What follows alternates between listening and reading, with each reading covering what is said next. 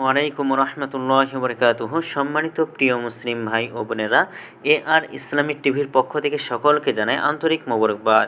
আশা করি সকলে ভালো আছেন। আমি আলহামদুলিল্লাহ আল্লাহর রহমতে ভালো আছি। আজকে আপনাদের মাঝে আলোচনা করব গোপনের পাপে আল্লাহর রহমত যে চলে যায় সেটাই সম্পর্কে আপনাদের মাঝে আলোচনা করব। তো গোপন ইবাদত যেমন আল্লাহর কাছে অধিক পছন্দনীয়, তেমনি গোপন অপরাধগুলোও আল্লাহর অসন্তুষ্টির কারণ।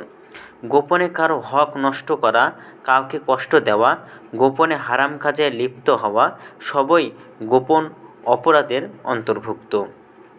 বান্দা গোপনে গুনাহ করতে করতে অন্তর কলুষিত করে ফেলে, ফলে আল্লাহর রহমত থেকে দূরে সরে যায়।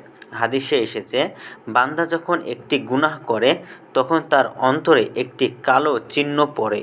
অতঃপর সে যখন গুনাহের কাজ পরিহার করে, ক্ষমা প্রার্থনা করে এবং তৌবা করে, তার অন্তর তখন পরিষ্কার এবং দাগমুক্ত হয়ে যায়। সে আবার পাপ করলে তার অন্তরে দাগ বৃদ্ধি পেতে থাকে এবং তার পুরো অন্তর এভাবে কালো দাগে ঢেকে যায়। এটাই সেই মরিচা আল্লাহ তাআলা যার বর্ণনা করেছেন, কখনো নয় এবং তাদের কৃতকর্মই তাদের মনে মরিচা ধরিয়ে দেয়। সূরা মুতাফফিফিন, তিরমিজি শরীফের হাদিস। গোপন গুনাহের পরিণতি সম্পর্কে রাসূলুল্লাহ সাল্লাল্লাহু আলাইহি ওয়াসাল্লাম বলেন, আমি আমার উম্মতের কতক দল সম্পর্কে অবশ্যই জানি, যারা কিয়ামতের দিন তিহামার শুভ্র পর্দমালা সমতুল্য নেক আমল নিয়ে অবস্থিত হবে, কিন্তু মহামাহিম আল্লাহর সেগুলোকে বিক্ষিপ্ত ধূলিকাময় পরিণত করবেন। সাওবান রাদিয়াল্লাহু তাআলা আনহু বলেন যে, হে আল্লাহর রাসূল, তাদের পরিচয় পরিষ্কারভাবে আমাদের কাছে বর্ণনা করুন, যাতে অজ্ঞাতসারে আমরা তাদের অন্তর্ভুক্ত না হয়ে যাই।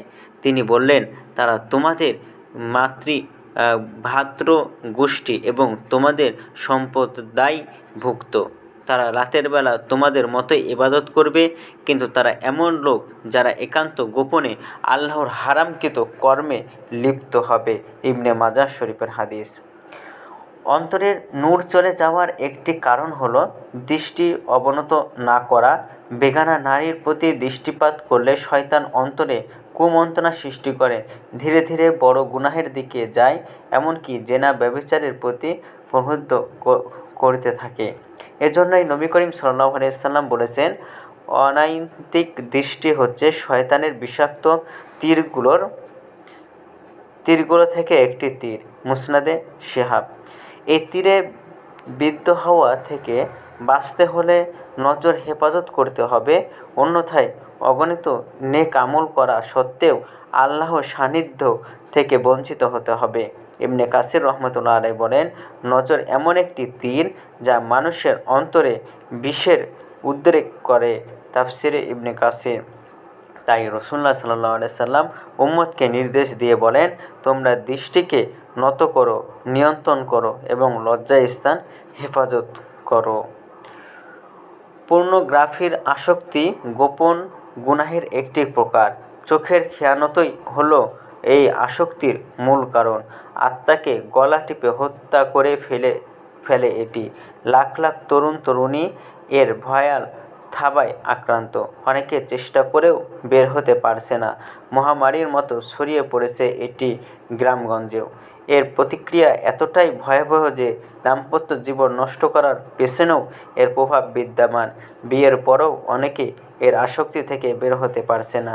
ভেবে দেখেছেন এই পর্নোগ্রাফি কতটা ভয়ঙ্কর রূপ ধারণ করেছে?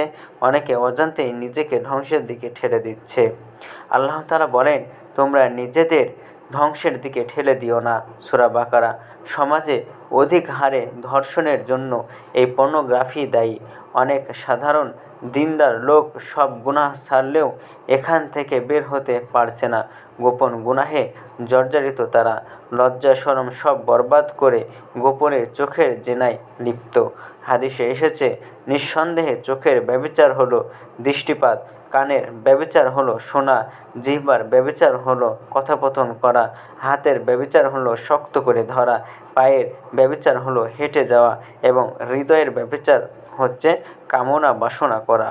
আর লজ্জাস্থান তা বাস্তবায়ন করে বা মিথ্যা সাব্যস্ত করে। মুসলিম শরীফের হাদিস। গোপন গুনাহ থেকে কিভাবে মুক্তি পেতে হয় তার কৌশল নিজেকে আয়ত্ত করে নিতে হবে। কারো হিম্মতই পারে তাকে এখান থেকে বের করতে। একটু সৎ সাহস এবং ইচ্ছা থাকলেই আল্লাহ তাআলা উপায় বের করে দেবেন। এছাড়া কিছু বিষয় মেনে চলা অপরিহার্য। একাকী থাকা কিছু বিষয় মেনে চলা অপরিহার্য। একাকী থাকা যাবে না। অলস সময় পার না করে যে কোনো ভালো কাজে নিয়োজিত থাকতে হবে। কথায় আছে, অলস মস্তিষ্ক শয়তানের কারখানা। ইন্টারনেট ব্যবহার সতর্ক থাকা চাই। পর্নোগ্রাফির বিরুদ্ধে প্রকাশ্যে প্রচার চালাতে হবে। লজ্জা শরম তো ঈমানের অঙ্গ। বুখারী। লজ্জাশীলতা বাড়াতে হবে।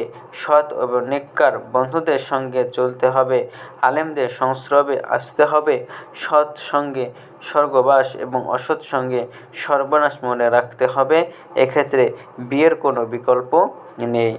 তো ভিডিওটি যদি আপনাদের ভালো লাগে তাহলে অবশ্যই চ্যানেলটি সাবস্ক্রাইব করে পাশে থাকবেন। ধন্যবাদ সকলকে।